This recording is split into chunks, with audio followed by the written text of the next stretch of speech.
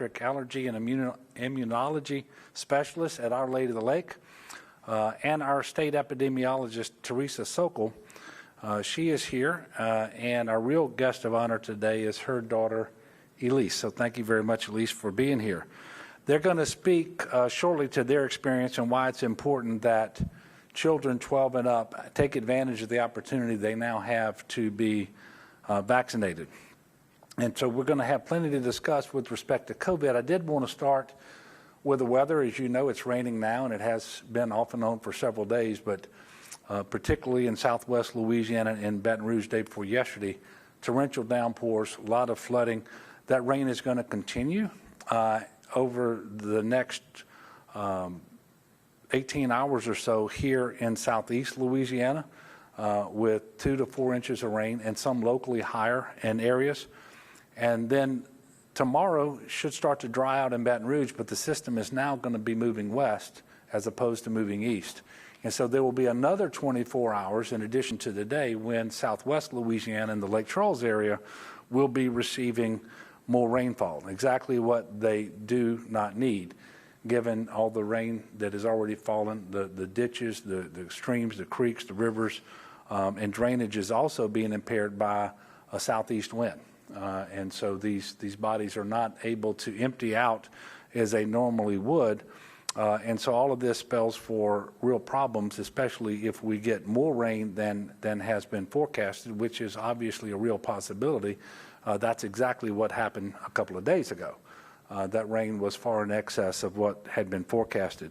So all of this means, please pay attention to the news, to the weather channel, to local officials. Make sure you're monitoring the situation, you heed warnings, and do not go out and drive in a flash flood environment unless it's absolutely necessary. And then when you do not drive through standing water if you're not 100% sure that you can do so safely. Flash flooding is going to be a serious threat, and this is not academic. Of the 5 confirmed deaths attributed to this storm event over the last couple of days, we know that 4 of them were related to driving through high water. So please make sure that you don't do that. Turn around, don't drown. And before you leave home, go to 511la.org. It's got the latest real-time information about road closures and road conditions. The Louisiana National Guardsmen currently has 349 guardsmen activated in support of the flooding and inclement weather response. They have deployed 79 high-water vehicles and 18 boats. And they have conducted numerous search and rescue missions, and they'll continue to do that as necessary. They also have a L&O team, a liaison team at Calcasieu Parish for support that we expect due to continued rainfall there. As of this morning, there were 109 people in shelters, 87 of those in Lake Charles, 22 in Baton Rouge. Anyone out there needing shelter now or in the future, in the next day or so, if you have flooding because of the rains, please contact your local Office of Emergency Preparedness. And you can get the contact information for your local OEP at the Contact Us tab if you go to getagameplan.org. So go to getagameplan.org. There's a Contact Us tab, and you'll see the number for your local Office of Emergency Preparedness. The safest way to shelter right now, and by the way, the safest way to do anything right now is to get your shot. If you go to getagameplan.org, you're going to see it's #1 on the list.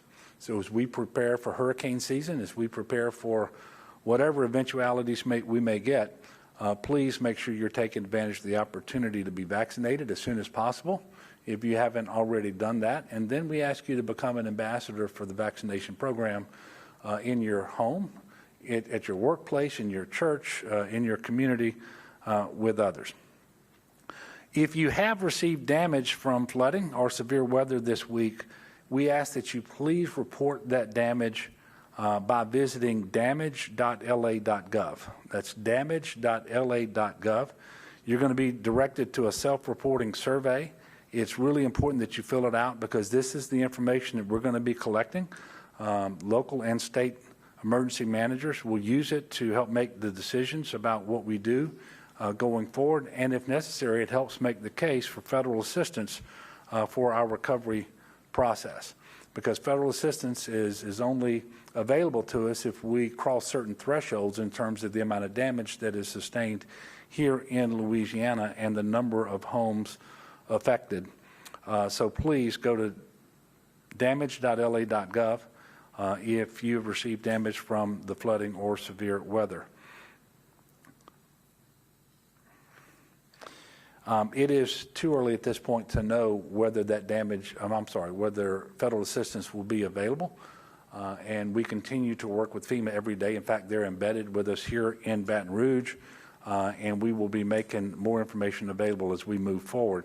But it depends on the number of families who are affected, the degree to which they're affected, and whether they have insurance available to help them. And then on the public assistance side, it would turn on whether we actually get to about $7 million in response costs with respect to whether we can get public assistance. And as of right now, there hasn't been a need for any federal assets. This is a fluid situation, not only because we're still trying to determine the damage that's already been caused, but because the rain continues to fall and will for a while longer. And so it is a fluid situation. Switching now to COVID. Today we are reporting 427 cases on 15,129 new tests. The snapshot is that's 2.8% of the tests that I just reported yielded a positive result. Sadly, there have been 8 additional deaths reported since yesterday, bringing the total number to 10,517.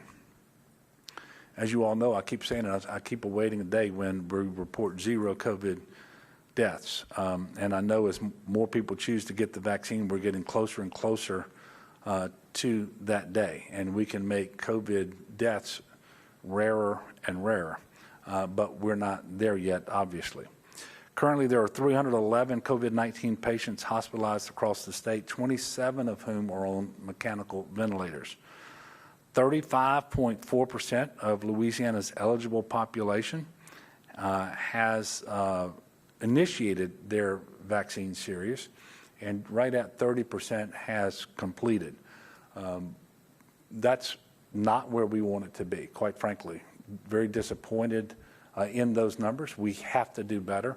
The vaccine is available, 3 of them. They're safe and they're effective, and they're at more than 1,500 locations around the state. As you know, the eligible population now includes 12 to 15-year-olds with respect to the Pfizer vaccine. Thus far in Louisiana, 5,275 12 to 15-year-olds have gotten at least their first shot since we announced your eligibility a week ago. That does not include children who participated in clinical trials. And those trials were conducted in Louisiana for both Pfizer and for Moderna. So that's a pretty good start considering the bad weather that we've had, but clearly we need more individuals to be vaccinated regardless of their age. We've got a long way to go. We do know that with respect to children who've gotten COVID, there are 50,041 of them in Louisiana who have had COVID cases. Very tragically, 7 children under 18 have died from COVID. So as families look at this, sometimes they're tempted to believe there's absolutely no risk to children. That is obviously not true. But secondly, children who become infected are also infectious. And if we're going to stop this pandemic, then we have to stop it. And that means you have to have less people who will become infected and infectious. And so it's really important that we do this. Last week, there was a big uptick in callers to our vaccine hotline with questions about the vaccine for 12 to 15-year-olds. and that is a good development. We welcome questions. It's only natural that people are going to have concerns and questions and things that they want answered. And so we encourage people to ask questions. When it comes to this pandemic, when it comes to the disease of COVID-19, when it comes to the vaccines and vaccinations, there really are no dumb questions. We want them to be asked and answered. And so that hotline is important, and I'm encouraging everyone to use it, and not just to get your questions answered by medical professionals, but also you can figure out where vaccine is available, and they'll even schedule an appointment for you. That number is 1-855-453-0774. They've already, for example, close to 200 individuals have been able to get appointments for vaccinations in their home because they're homebound. So that's the sort of thing that this hotline is set up for. So if you want the vaccine, if you have questions, please give a call. If you need transportation to an appointment, support through Lyft has been made available through the federal government. If you just call 211, you'll get more information for that. But there are free rides available through Lyft to and from vaccination sites. So what's going to happen next is I'm going to turn the podium over to Dr. Cantor. He's going to share some information with you. Following Dr. Cantor will be Dr. McCormick. And I would just ask you that if you have questions for either one of them, please try to address them while they're here at the podium.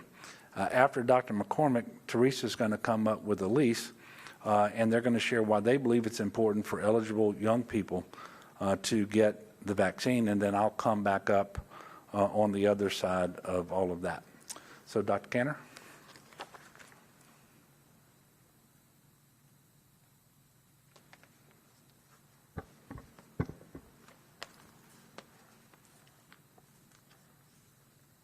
Thank you, Governor. Thank you for your leadership. Good afternoon, everyone. I'll add my voice in hopes that everyone is safe throughout these weather events, and also to remind people what the Governor just mentioned. 4 out of the 5 fatalities we've had so far through these storms were related to driving and hazardous conditions. So just ask again for individuals, if you don't have to be on the road the next couple days, please don't. And if you do have to be on the road, just be very humble about how dangerous it can be with the rain and the wind. Very honored to have Dr. McCormick from Our Lady of the Lake here. Thank you so much for being here, as well as Teresa Sokol, our acting state epidemiologist. I can tell you Teresa is really one of the big reasons why we've had such good data guiding us throughout these 14 months. She works harder than just about anyone I've ever met. And we're so very honored to have her in the Department of Health, and particularly here to talk about the vaccine in children. And specifically to have Elise here. And Elise, I want to thank you for volunteering for the vaccine trials. It is because of individuals like you that so many other people can avail themselves of these life-saving vaccines, because people like you volunteered for a trial. So thank you. I'm looking forward to hearing what your experience was like, but thank you sincerely for the contributions you made. We are very excited to continue to advocate for adolescents age 12 and up, really, but now 12 and 15 in particular, to get the vaccine. This was made available last week, and it offers a great opportunity to protect individuals in that age group, to protect their family members, because we know individuals in that age group can spread the virus, even if they themselves don't get that sick, and to get everyone back to normal quicker. Looking forward to, I know Dr. McCormick will talk more about that, but this is really a great opportunity for the state. It is clear that the Pfizer vaccine in individuals aged 12 to 15 is safe, it's effective, and it really protects, again, not just that child, but the family as well, because we know that individuals of that age, even though they're not likely to get very sick, although sometimes they do, they can effectively spread that virus to other people in the family who might get more sick. So this is really a tremendous opportunity. Today there was a letter released written by myself and a group of leading pediatricians throughout the state, advocating for just that, speaking to the safety and the efficacy of the vaccine in individuals aged 12 to 15, it's important to hear from leading pediatricians, because I can tell you pediatricians have one thing at their heart, what they show up to work to do, and that's to care for and protect children. I can tell you that's exactly why Dr. McCormick is here today, is to help children be health and safety. And to hear pediatricians from LSU New Orleans, LSU Shreveport, Tulane University School of Medicine, Ochsner Health, and Our Lady of the Lake be joined by the entire chapter of the Louisiana chapter of the American Academy of Pediatrics and advocate for vaccines is a very, very strong statement. So I'll ask people to pay attention to that. And really, if you do have questions about the vaccine, particularly in adolescents or kids, talk to your pediatrician.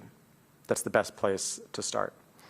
I also want to say this is the first time that we have the pleasure of briefing you without masks on as we enter the room, and many people in the room don't have masks on, and that's as a result of the guidance that the CDC put out last week and the Louisiana Department of Health quickly adopted.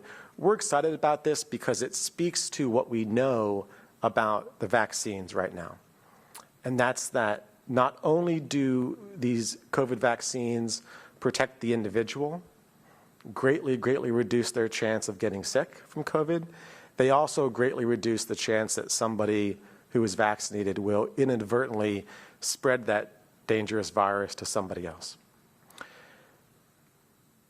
The guidance is that if you are fully vaccinated right now, and fully vaccinated means 14 days or more since you've had your last dose, you do not need to wear a mask in almost all settings. Some settings you still do, like healthcare institutions, hospitals, and clinics, on public transportation, and so forth. But outside of a select number of settings, you do not need to wear your mask. Number one, this only goes to individuals who are fully vaccinated. If you are not yet fully vaccinated, you still are liable to unknowingly spread the virus to somebody else, and you still should be wearing a mask when you are in indoor spaces around other individuals.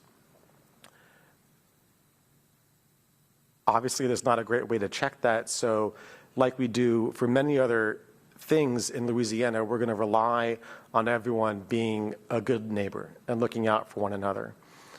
But just know that if you are not fully vaccinated, you still run the risk of transmitting this virus unbeknownst to yourself to somebody else, and you still should be wearing a mask. But for everyone who is fully vaccinated, 14 days out from completing that series, this is a big vote of confidence in what we know these vaccines to do.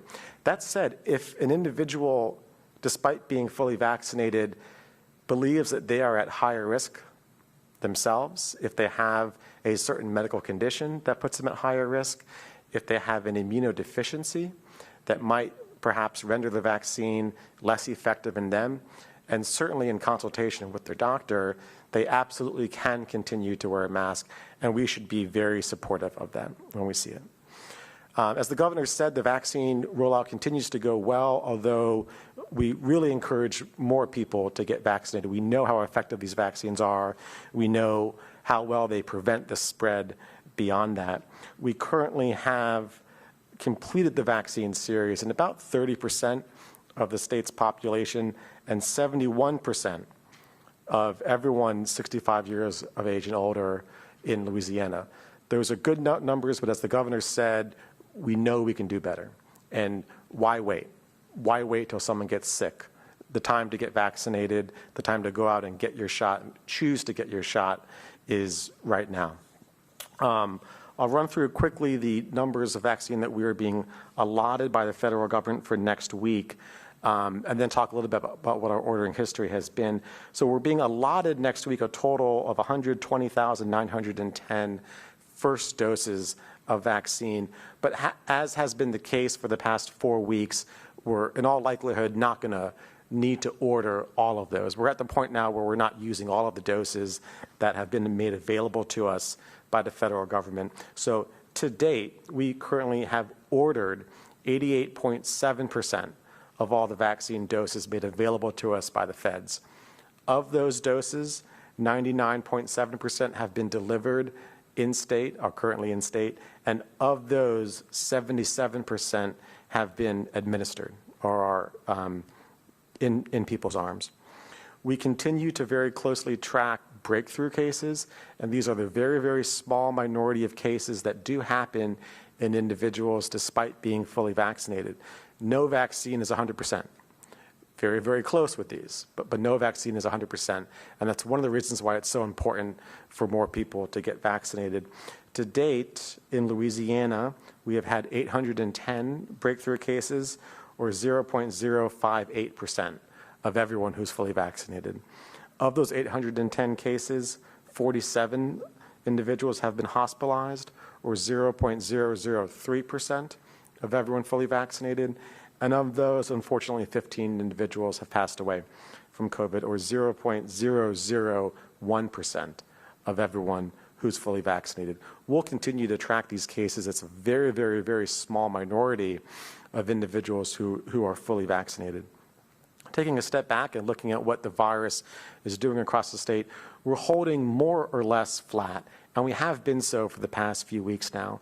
Percent positivity this week went up just a little bit from 3% to 3.4% on a state level.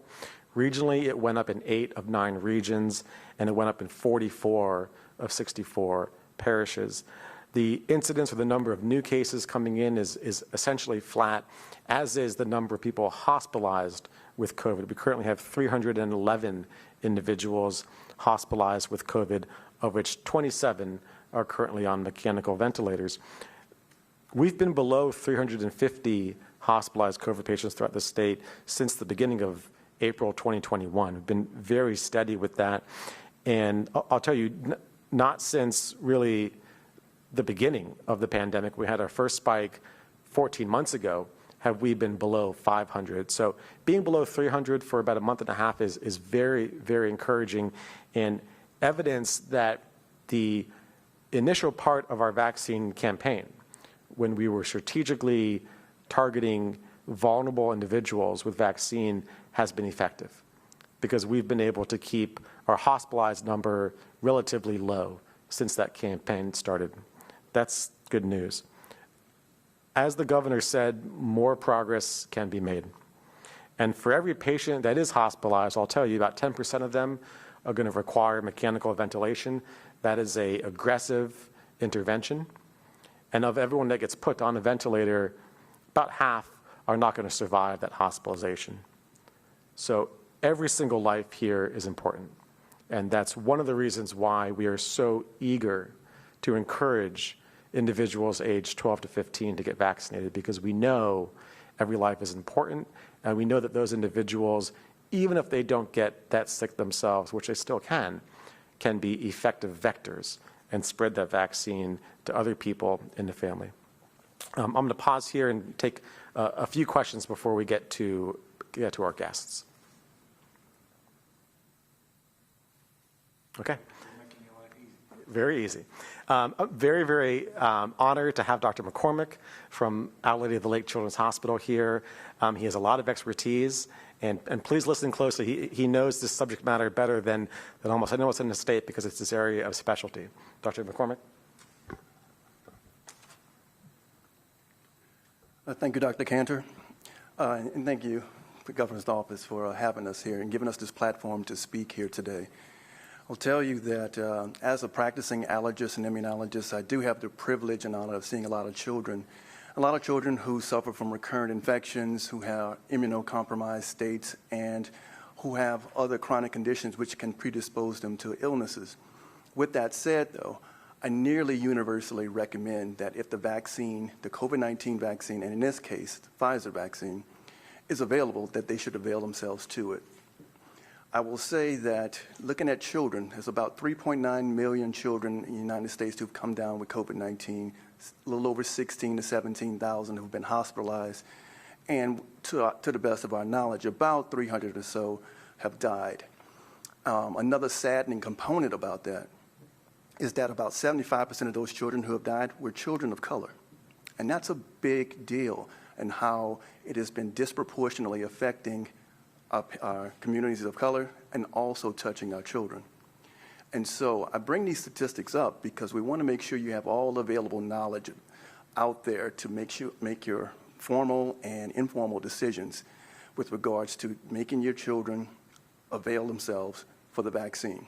So before I answer those questions with regards to side effects and its efficacy, just like what was so eloquently mentioned previously, this is a very, very safe vaccine and is very effective, but nothing is perfect.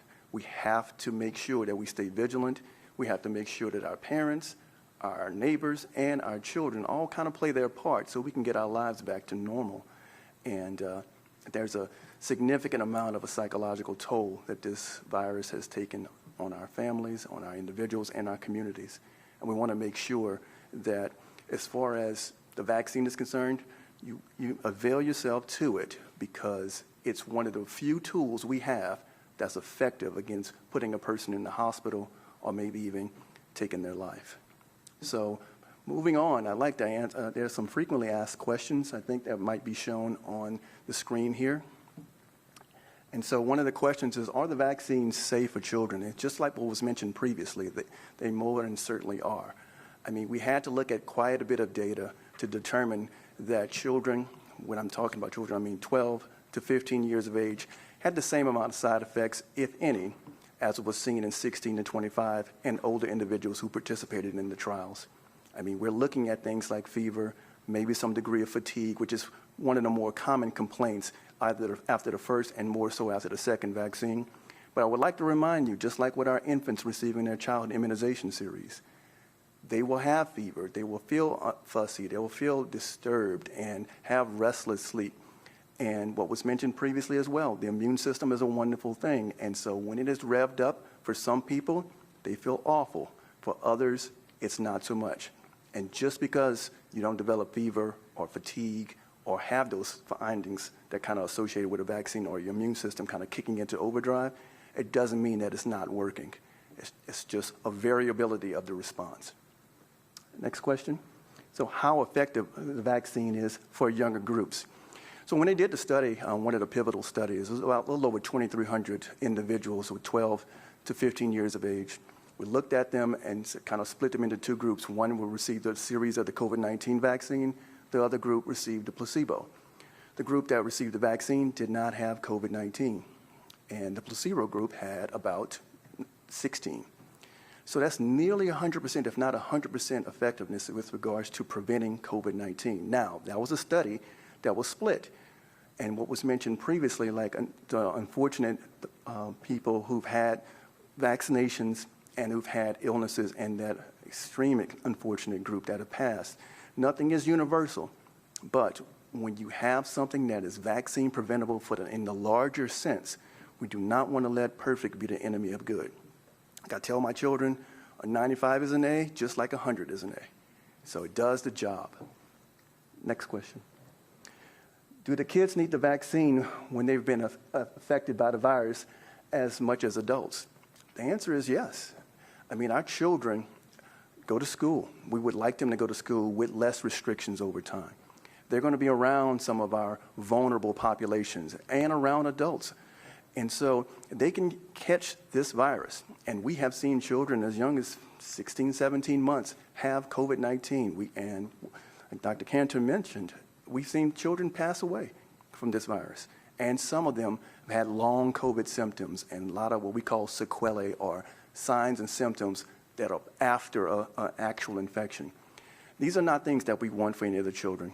And so once we have that 12 to 15 population vaccinated, we can feel a little bit more comfortable that we're moving towards herd immunity, which is so difficult to achieve, but that's our goal.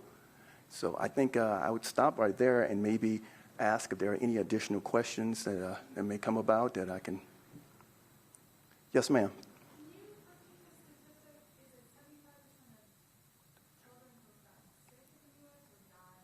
75% of the children. So the question is going to repeat which children, which population statistic who had died with COVID-19, and that was nearly 75% of those who had passed away, of those deaths, were children of color.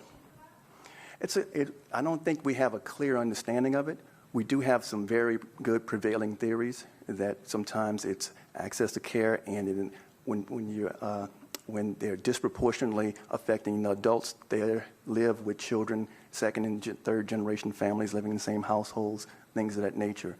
And so nothing that's completely race specific, but again, we know that people of color typically have been described as living in disadvantaged situations, and have been in situations where it's been a little bit difficult to access care or being treated with respect.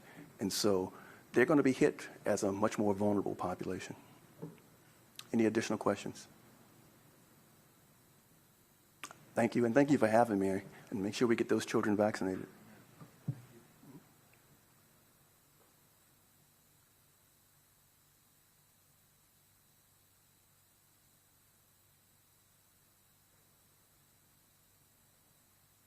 Hi, everybody.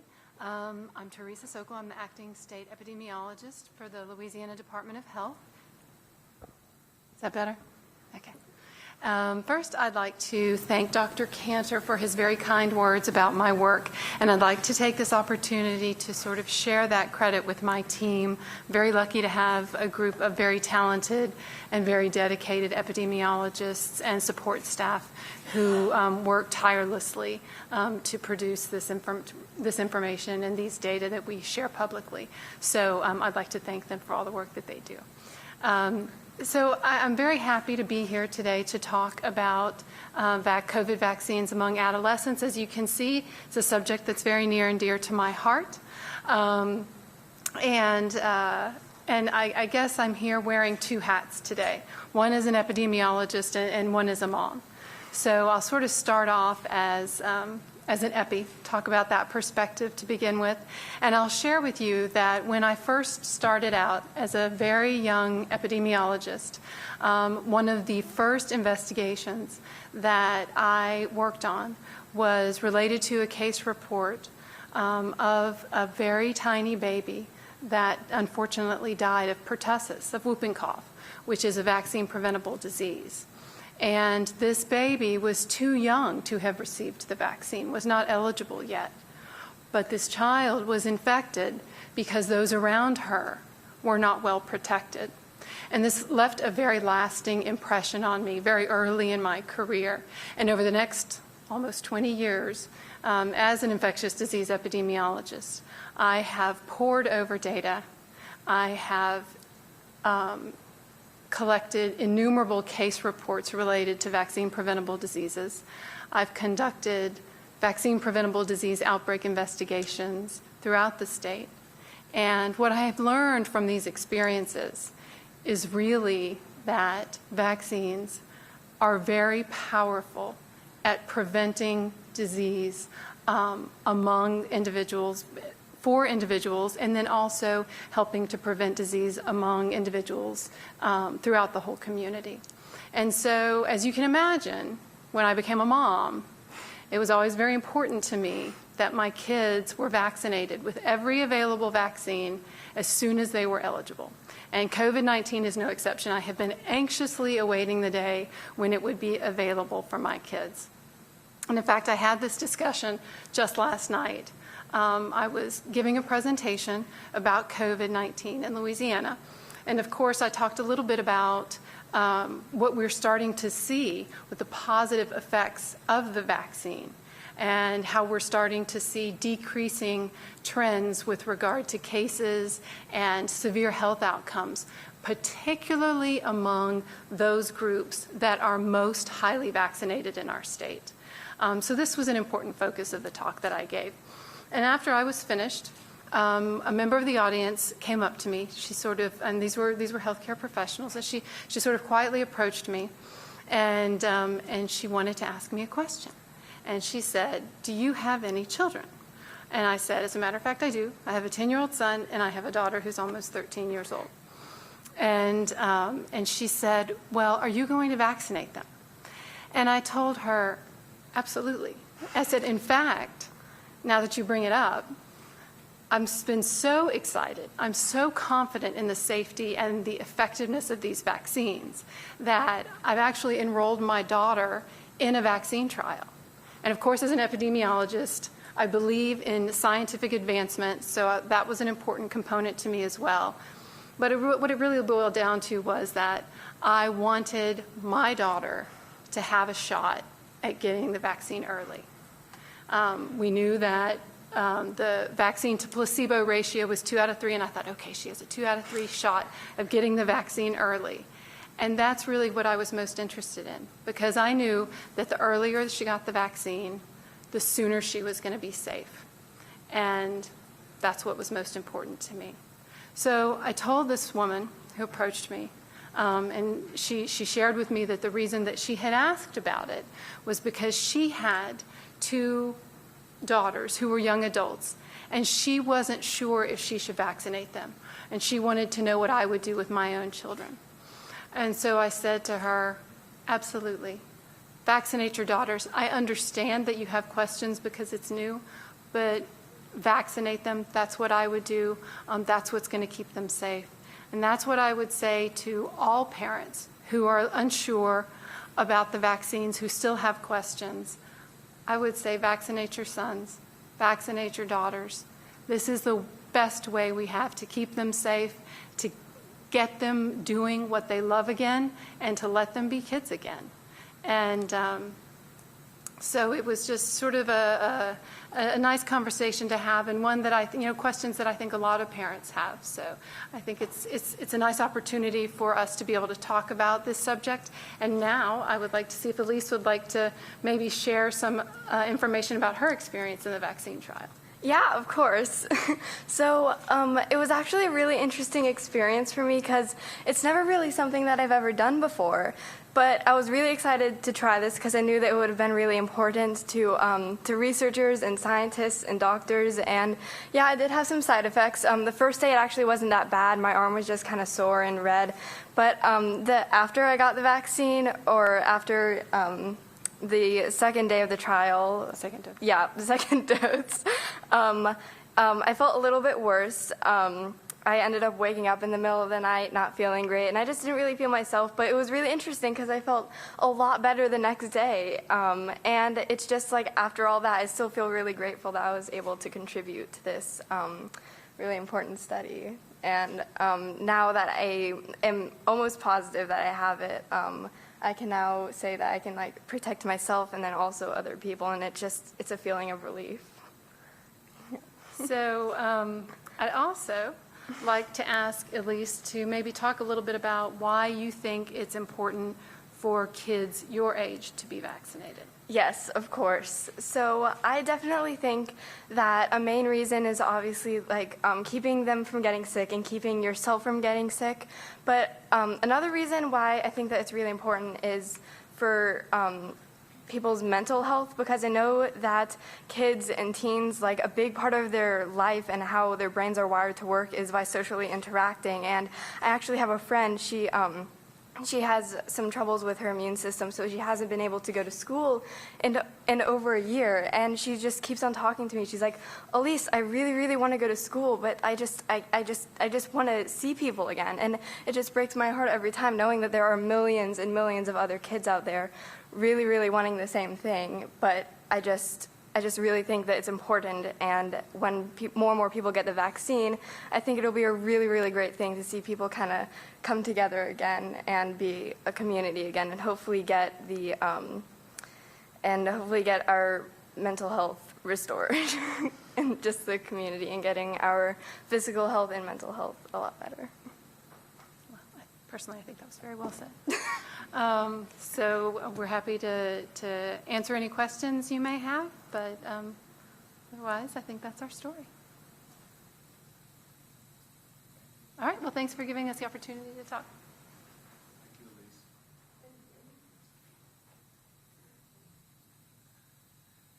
Thank you, Dr. McCormick and Teresa and Elise, and especially you, Elise, for sharing your story.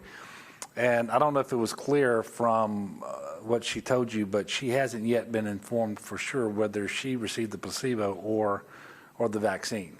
So when she said she was pretty sure she got it, what she was talking about was the vaccine, not COVID. I just want to make sure that that's very clear. But because she had the side effects that she mentioned, she's pretty sure that she got the Moderna vaccine in that trial, which has given her peace of mind, and that's really what she was talking about. But it also extends to Teresa and the rest of the family, and that's what we're trying to achieve here. And really the way through this pandemic, the way to more normalcy, the way to finally putting all this behind us is by people getting vaccinated, and now it is available for anyone 12 years old and older, and we're asking people to make sure that they do that. And if they're at all hesitant, even after the compelling testimony you heard today and the explanation given by Dr. McCormick, ask your questions. Go see your pediatrician. Go see your family physician. Call the hotline that I just talked about. This is really important. And everyone, regardless of age, please take advantage of one of the 3 vaccines that's available to you right now. Do want to remind everyone to please stay weather aware. We've got a number of hours left with this system sitting on top of us here in southeast Louisiana. It then will move west, not east, unfortunately. For those people in southwest Louisiana, it will be at least another day. Please know that all of the state emergency responders, whether it's GOSEP, the Fire Marshal, the State Police, Wildlife and Fisheries, National Guard, you name it, we are positioned, we're ready, we're communicating with all the local officials, but we need people to make good decisions. And please don't drive through water that is standing on the road when you don't know for certain that it's 100% safe to do that. Again, we lost 4 people in Louisiana this week that have been confirmed thus far because of the flooding. Now, I happen to believe that this summer is going to bring not just less flooding, but a lot more sunshine, and that we're going to continue to get people vaccinated, and better and brighter days are ahead of us. And I want to finish by thanking not only Teresa, who does a great job, and I have the pleasure of working with her quite frequently, but all the people at the Department of Health and all of our partners all over the state who are working incredibly hard in order to try to manage our response to this pandemic and navigate our way through it in the shortest possible time with the least possible loss of life and hospitalizations. And they are tremendously dedicated and talented public servants. And Elise, I hope you're as proud as of your mom as we all are. So with that, I will tell you that our next press conference will be Tuesday at 2, and we will then discuss the next proclamation, because the current proclamation will expire next Wednesday. And so we'll see you Tuesday at 2. Obviously, if the situation dictates and we need to have another press conference before then because of the weather or so forth, we'll be certain to let you know. With that, I will take some questions. Yes, sir. A number of governors have alerted the federal government that they are no longer going to accept the $300 federal unemployment benefits. I was wondering sort of where you are on this issue and sort of what will go into your considerations. Yeah, well, first of all, thank you for the question. And I think it's about 20 states currently. Some, I think, have already turned them off. Others have just announced that as of a date certain in the future, sometime in July or whenever it is, that they intend to do that. I've not made that determination here, and I will tell you that we still have an awful lot of people in Louisiana whose livelihoods depend upon the availability of jobs related to tourism. And we know that tourism is not back. And until tourism is back, their jobs are not going to be back. And so I'm reluctant to prematurely lift those enhanced federal unemployment benefits, especially if we don't have the benefit of a study that is particular to Louisiana to inform that decision. So what are the pros and cons as it relates to our state and the situation here?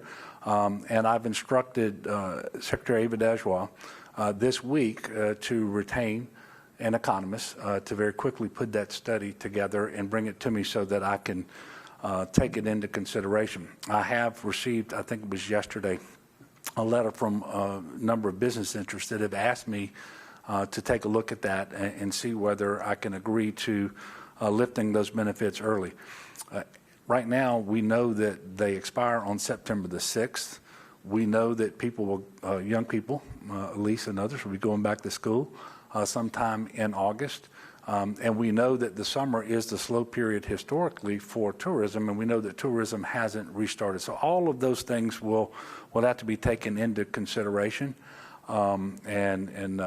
You know, we'll be making a decision and making an announcement. I'm not prepared to announce today one way or the other. But I can tell you it's not something that we're going to do prematurely. It's going to be something that we're going to be very deliberate about. Yes, ma'am. We're seeing a couple other states provide financial incentives for people to get the vaccine, either gift cards or obviously the lottery in Ohio and now Maryland, I think. Is that something you're considering? We are considering lots of things, including incentives, and we haven't made a final decision. I have a weekly vaccination update where I have a Zoom call with Dr. Cantor, and Teresa's already on it, always on it, and a number of other officials. And we have started to discuss incentives, things that we can do. And we've not yet made a determination, but I would bet you that coming up pretty soon, you're going to hear that we're going to offer some things to make sure that people more people take advantage of the opportunity to be vaccinated. But we haven't made a decision exactly as to what that's going to look like or when. But I think you're going to hear something pretty soon. And I don't want to get ahead of myself, because there have been some other states who did that, and then they had real trouble trying to put together the incentive program that they prematurely announced, and I don't want to do that.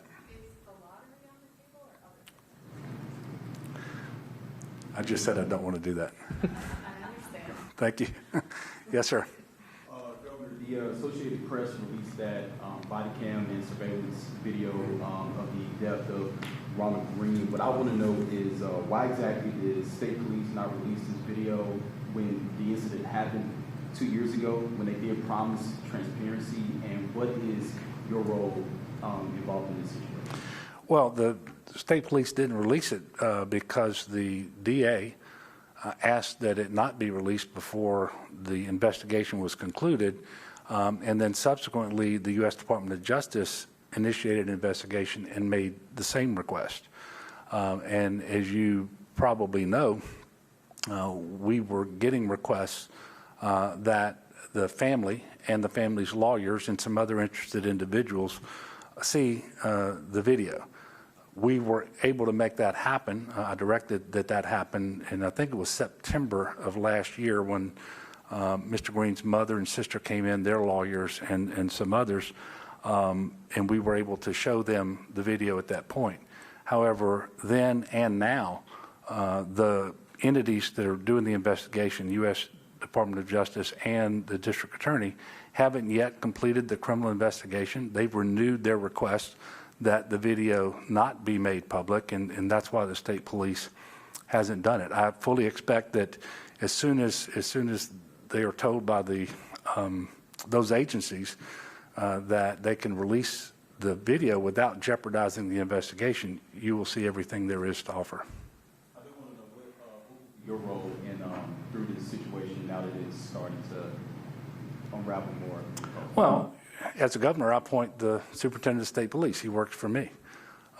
So one of the things that I've done in my role was to make sure that even though the state police had been asked not to make the video available to the public, that it was available to the mother and to the sister and to their attorneys. And I was able to meet with them that day in September.